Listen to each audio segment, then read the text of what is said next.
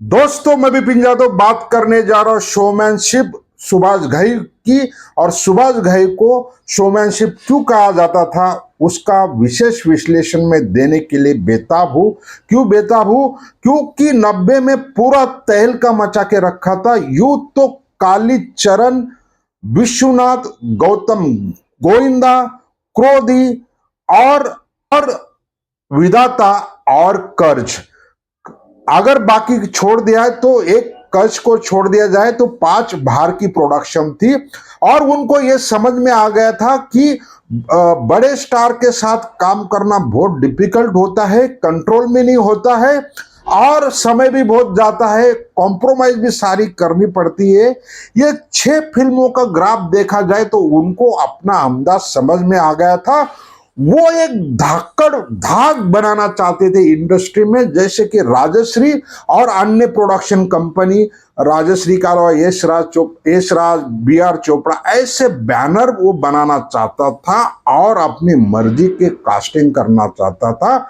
इसलिए शुरुआती दौर में देखा जाए तो हीरो की जो कास्टिंग प्रोसेस भी हुई, उन्होंने उन्हीं लोगों को लिया जो उसका दिल करे।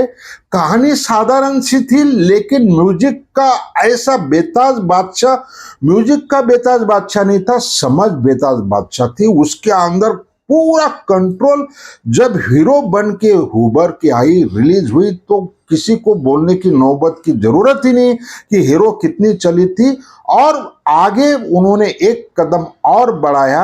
हीरो बनाने के बाद मेरी जंग अपने गुरु जैसे मानते थे। बाहर का जो प्रोड्यूसर के लिए काम नहीं करते थे, एनएनसीपी के लिए मेरी जंग, उसमें भी उन्होंने अनिल कपूर को इतना सही ढंग से पेश कर दिया गया कि अनिल कपूर को फिर पीछे मुड़ के देखने की जरूरत नहीं पड़ी। ये फिल्म छोड़ दिया जाए तो कर्मा भी उन्होंने ऐसा लॉन्च किया दिलीप कुमार को लेके। उनको दिलीप कुमार विधाता में काम कर चुके थे, उनको दिलीप कुमार का अंदाजा और सारी टेक्निक पता थी किस तरह से उनके साथ काम किया जाए। तो अनिल कपूर, जैकी श्रॉफ और अन्य लोगों को लिया। हीरोइन के अंदर की बात है, लेकिन पूरा ग्राफ कंट्रोल में था। कर्मा में नसीरुद्दीन शाह था, पूनम ढिल्लम थी, श्रीदेवी थी, लेकिन कंट्रोल और विलन भी तो नया लिया था, अनुपम खेर। तो पूरा ओवरऑल ग्राफ उसकी पिक्चरों के देखे तो पूरा कंट्रोल में कर्मा थी और कंट्रोल के बाहर ज्यादा हिट हुई।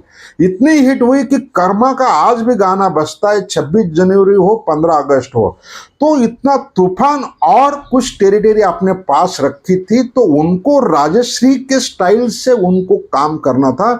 अगर राजश्री प्रोडक्शन का आप देखा जाए तो सूरज बढ़ जाते हैं, मैंने प्यार किया से लेके जितनी भी पिक्चरों का किया है लास्ट तक का, लगभग डिस्ट्रीब्यूटर भी वही होते थे। तो पूरा का पूरा पैसा अपने पास, पूरा कंट्रोल अपने पास, लॉस प्रॉफिट अपने पास, और उनको इतना पता था कि सक्सेस तो होना ही है। तो इसलिए कर्मा से एक कदम आगे जाते हैं। तो जितनी भी पिक्चरें बनाई है सारी की सारी हिट है। फिर कर्मा के बाद राम लखन आई, तो राम लखन में भी उतना ही कंट्रोल था। अनिल कपूर, जैकी श्रॉफ घर के, माधुरी दीक्षित, अनुपम खेर, सारा का सारा ग्रुप अपना, म्यूजिक अपना और कंट्रोल भी अपना, फिल्म भी अपनी। और फिल्म मल्टी टेरिटरीज होती थी इंडिया के अंदर, पूरी समझ के साथ वो फिल्म बनाते थे।